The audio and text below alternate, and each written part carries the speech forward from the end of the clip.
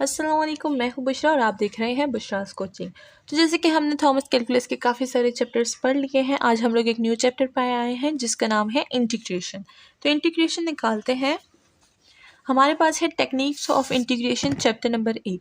इसके लिए हमें काफ़ी सारी चीज़ों का पहले से ही होना ज़रूरी होता है। पहले से हम उन चीज़ों को जान ले तो हमारे पास क्या होगा, ये जो एक्सरसाइज है काफ़ी सिंपल सी हो जाएगी। अब इंटीग्रेशन में काफ़ी सारे लोगों को प्रॉब्लम होती है, लेकिन हम लोग इसको बहुत ही ज़्यादा सिंपल तरीके से पढ़ेंगे। ठीक है, तो आपको क्या होगा, एक तो इंटीग्रेशन आ जाएगी, उसके सारे रूल्स आ जाएंगे और फॉर्मूले भी याद हो जाएंगे। तो बेसिक इंटीग्रेशन हमारे पास क्या होती है, हमारे पास एक फंक्शन होता है जी ऑफ एक्स में और उसका एक हमारे पास क्या है, डेरिवेटिव है। डेरिवेटिव्स हम लोग पीछे पढ़ चुके हैं और अगर किसी ने अभी तक नहीं पढ़े तो जल्दी से प्लेलिस्ट चाहिए। प्लेलिस्ट हमारे पास जो चैनल पे प्लेलिस्ट बनी हुई है उस पर सारे टॉपिक्स हमने बिल्कुल प्लेलिस्ट में बना रखे हैं, आपको कोई भी प्रॉब्लम नहीं होगी ढूंढने में। ठीक है ना। तो यहाँ पर हमारे पास एक फॉर्म गिवन है, लेकिन हम क्या करेंगे, ऐसे फॉर्म्स और ये क्या है थ्योरी, हम लोग ये चीज़ें नहीं पढ़ेंगे। हम ऐसी चीज़ें नहीं पढ़ते। हम क्या करते हैं, हम लोग डायरेक्ट जाते हैं और एग्जाम्पल से हम लोग समझते हैं कि हमारे पास ये चीज़ें किस तरह से सॉल्व होंगी, और उसी एग्जाम्पल में हम लोग काफ़ी सारी बातें इंपॉर्टेंट जो होती है वो कर लेते हैं। ठीक है ना। तो यहाँ पर सबसे पहले हमें क्या जानना ज़रूरी है, हमें बहुत ही बेसिक जो इन्फॉर्मेशन है वो हमें लाजमी आनी चाहिए। वो कैसे आएगी, वो हमारे पास इस पेज से आएगी। पेज का नंबर है 554। ठीक है। तो ये है थॉमस कैलकुलस 11th एडिशन। यहाँ पर हमें क्या दिया गया, बेसिक इंटीग्रेशन फार्मूलाज दिए गए हैं। ये हमारे पास 22 फार्मूले हैं और हमें इसको याद रखना है। किस तरह से याद रखना है, इसके आपने बार बार लिखना है और फिर उस तरह क्या होगा जाएगा, आपको वो चीज़ें याद हो जाएंगी। इसको आपने तकरीबन एक फार्मूले को 12-15 दफ़ा लिखना ही लिखना है। ये फार्मूले याद नहीं होते, लेकिन अगर एक बार याद हो गए तो आपको फिर ये भूलेंगे नहीं। ठीक है। और ये पूरे चैप्टर में यूज़ होने वाले हैं, तो इसकी जान तो वैसे भी नहीं छोड़ेंगे।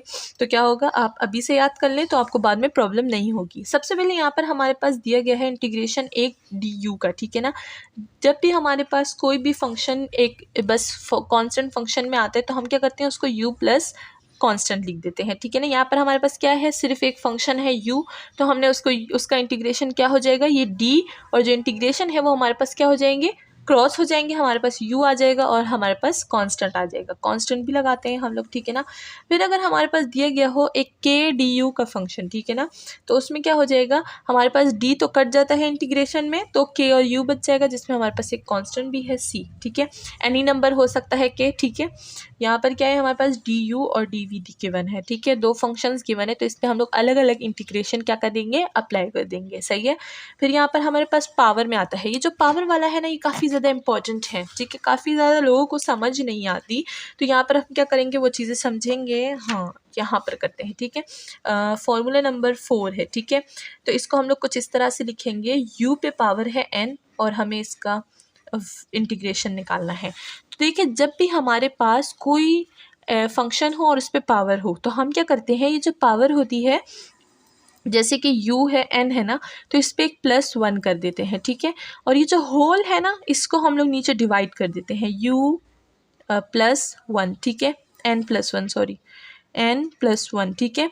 तो ये क्या कर देते हैं, इस पे डिवाइड कर देते हैं, और जब हम लोग ये प्रोसेस करेंगे तो हमारा जो इंटीग्रेशन है ये ख़त्म हो जाएगा। ठीक है। इंटीग्रेशन ख़त्म हो गया और हमारे पास क्या बच गया, ये वाला फंक्शन बच गया और साथ में एक कांस्टेंट बच गया। ठीक है। तो यहाँ पर अगर कोई वैल्यू होगी, जैसे कि अगर हम लोग ले लें u पे पावर है 3। ठीक है। और यहाँ पर du गिवन है, तो अगर हमें कहते हैं कि इसका इंटीग्रेशन फाइंड करो तो हम क्या करेंगे, u पे पावर 3+1, जैसे कि फॉर्मूला है +1। ठीक है। और ये जो होल चीज़ है इसको नीचे डिवाइड फॉर्म में लिख देंगे, 3+1। ठीक है। प्लस साथ में कांस्टेंट, तो क्या हो जाएगा, u की पावर हो जाएगी 4 डिवाइड बाई 4 प्लस और कांस्टेंट हो जाएगा। तो ये हमारे पास क्या होगा, इंटीग्रेशन हो जाएगा। बहुत ही सिंपल है। इसको हम लोग आगे जब क्वेश्चंस में सॉल्व करेंगे, पूरी एक्सरसाइज सॉल्व करेंगे तो फिर आपको समझ आ जाएगा। ठीक है। फिर हमारे पास क्या है, क्वेश्चन नंबर 5 है। अब यहाँ पर भी एक ट्रिक है, वो क्या है, समझने की ट्रिक है। इन सारे फॉर्मूलों को आपने माइंडली समझना है। ठीक है ना। इसमें क्या होते हैं, फंक्शन में ट्रिक्स होती हैं। और अब यहाँ पर क्वेश्चन नंबर, ये जो फॉर्मूला 5 है, इस पर भी एक ट्रिक है। इसमें हमें क्या गिवन है, 5। ठीक है। Integration of du by u। अब अगर हम देखें तो u हमारे पास फंक्शन है और du उसका डेरिवेटिव है। तो जब भी हमारे पास फंक्शन और उसका डेरिवेटिव आ जाएगा तो हम क्या कर देंगे, नेचुरल लॉग और फंक्शन को यूज़ कर लेंगे प्लस कांस्टेंट। ठीक है। किस तरह, फंक्शन है उसका डेरिवेटिव है, तो हमने क्या कर लिया, नेचुरल लॉग के साथ फंक्शन को ले लिया। सही है। यहाँ पर मैं दूसरा पेन ले लेती हूँ। तो ये क्या है, ये उसका डेरिवेटिव है, डेरिवेटिव, और ये क्या है, ये है फंक्शन। ठीक है। फंक्शन और उसका डेरिवेटिव मतलब किस तरह, आप बोलेंगे नहीं ये फंक्शन है ले उसका डेरिवेटिव है, इधर तो ले लिया, बट एग्जाम्पल क्या है। देखिए अगर हम लोग 5 की एग्जाम्पल लिखे ना, तो यहाँ पर हम लोग फंक्शन ले लेते हैं 3x² ले लेते हैं, यहाँ पर x³ ले लेते हैं। ये मैं एग्जाम्पल बता रही हूँ। ठीक है। अब अगर बोला हो इसका क्या करें, इंटीग्रेशन निकालें, तो देखिए ये फंक्शन है, और अगर हम लोग x³ का फर्स्ट डेरिवेटिव निकाल दे d/dx, ठीक है, x³ का, तो हमारे पास क्या आ जाएगा, 3x² आ जाएगा, है ना। तो ये देखें ये फंक्शन है और ये उसका क्या है, डेरिवेटिव है। तो हम क्या कर देंगे, नेचुरल लॉग फंक्शन लिख देंगे, यानी x³ लिख देंगे प्लस कांस्टेंट। ठीक है। तो ये समझ आ गई आपको बात, उम्मीद है कि आपको समझ आ गई होगी। अब क्या है हमारे पास, जो हमारे फॉर्मूला नंबर 6 है वो है इंटीग्रेशन ऑफ साइन u और du। ठीक है। तो साइन का इंटीग्रेशन क्या होता है, जैसे कि हमें पता है कि कॉस का हमारे पास जो कॉस x का डेरिवेटिव है वो हमारे पास क्या होता है, d/dx। कॉस का x डेरिवेटिव हमारे पास माइनस साइन x आता है। ठीक है। लेकिन ये डेरिवेशन की बात हो रही है, ठीक है ना, ये डेरिवेटिव्स की बात हो रही है। जब हम लोग कॉस x का हम लोग इंटीग्रेशन लेते हैं तो हमारे पास माइनस नहीं आता, हमारे पास सिर्फ साइन आता है। ठीक है। ये हो गया। अब अगर हम लोग साइन का लेंगे, साइन का इंटीग्रेशन, सी है, तो हमारे पास क्या आएगा, वो हमारे पास आएगा माइनस कॉज। देखिए डेरिवेटिव में अलग बात हो रही है और इंटीग्रेशन में अलग बात हो रही है। अब अगर हम लोग यहाँ पर देख लें d/dx, अगर हम लोग साइन का निकालें तो साइन x का डेरिवेटिव क्या होता है, हमारे पास कॉज होता है। ठीक है ना, कॉज होता है साइन का डेरिवेटिव कॉज होता है। बट यहाँ पर उल्टा है, यहाँ पर कॉज हमें क्या देगा, पॉजिटिव साइन देगा, और साइन हमें क्या देगा, नेगेटिव कॉज देगा। तो इन बातों को भी आप याद रखें, ये बार बार यूज़ होंगी और फिर बार बार आपको समझ नहीं आएंगी। तो सबसे पहले इंट्रोडक्शन देख लें, इंट्रोडक्शन को बहुत ज़्यादा ज़रूरी होता है। ठीक है ना। अब देखिए मैंने बहुत ही सिंपल तरीके से बता दिया है कि किस तरह हमने डेरिवेटिव्स को उल्टा करके अपने इंटीग्रेशंस निकाल लिए। सही है, ये बात हो गई साइन और कॉस की। अब चलते हैं आगे। तो देखें 7 वाले में कॉस की बात हो रही है, हमने कर दी, साइन की बात हो रही है, हमने कर दी। 8 में हमारे पास सीकन की बात हो रही है। ठीक है ना। तो अगर हम लोग सीकन स्क्वायर का डेरिवेटिव निकालेंगे तो हमारे पास क्या हो जाएगा, टेंजेंट हो जाएगा। इन बातों को याद रखें। ठीक है। फिर हमारे पास सीकन स्क्वायर है, उसका डेरिवेटिव क्या हो जाएगा, माइनस कॉट हो जाएगा। सही है। फिर हमारे पास सीकन और टेंजेंट है, वो हमारे पास क्या देगा, सीकन देगा। ठीक है।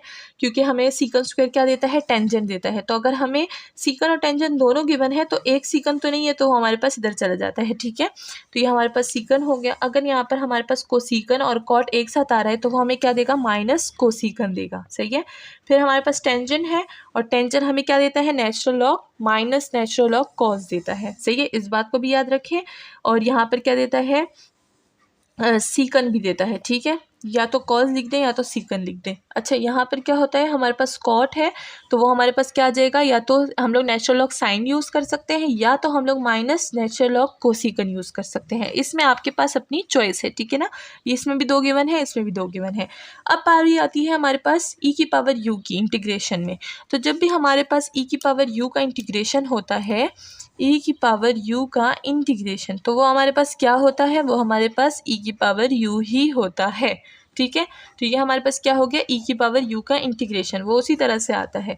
अब अगर हम लोग बात करें तो a⁻u का इंटीग्रेशन गिवन है हमें। ठीक है ना। और du गिवन है, तो इसको हम लोग किस तरह से लिखेंगे, a⁻u और divide by natural log a आता है हमारे पास। ठीक है।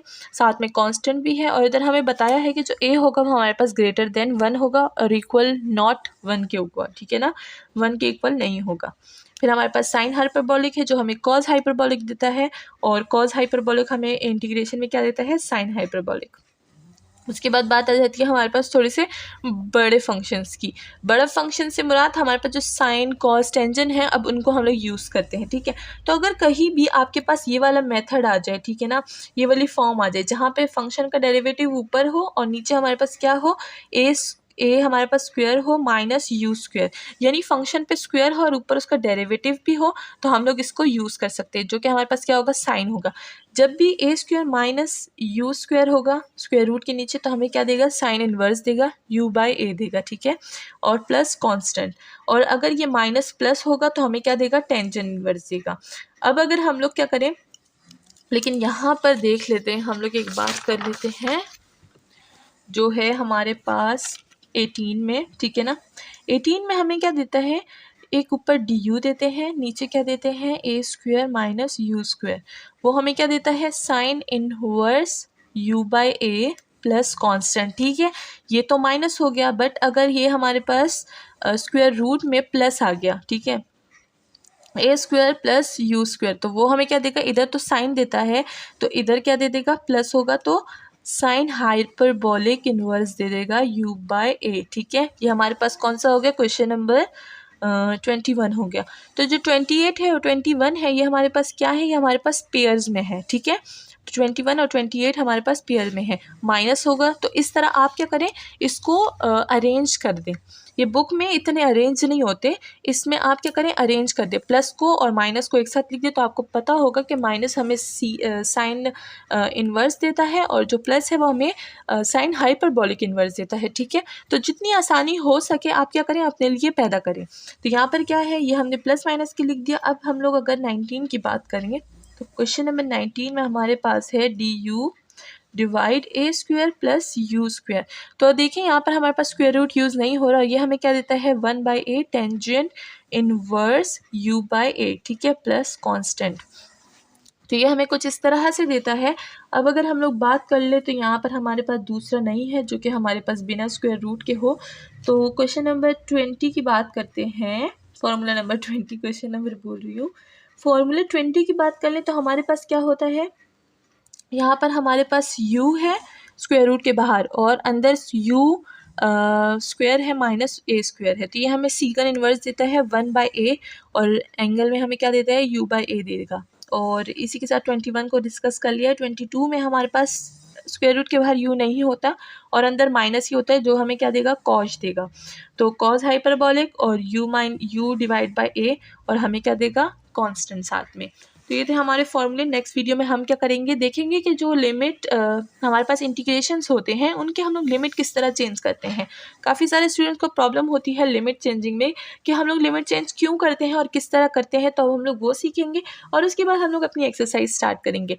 सब्स्टिट्यूशन भी पढ़ेंगे क्योंकि काफ़ी सारे लोगों को सब्स्टिट्यूशन में भी प्रॉब्लम होती है, ठीक है। इस पर अलग अलग एक वीडियो बनाएंगे।